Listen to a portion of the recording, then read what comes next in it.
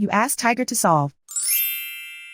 This deals with linear equations with one unknown. The final result is y=4.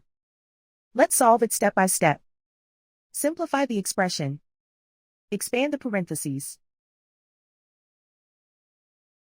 Simplify the arithmetic. Group like terms. Combine like terms. Group all constants on the right side of the equation. Add 8 to both sides. Simplify the arithmetic.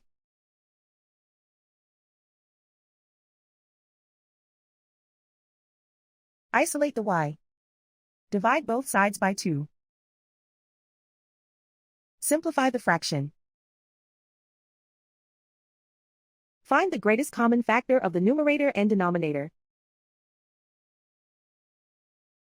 Factor out and cancel the greatest common factor. And so the final result is y=4.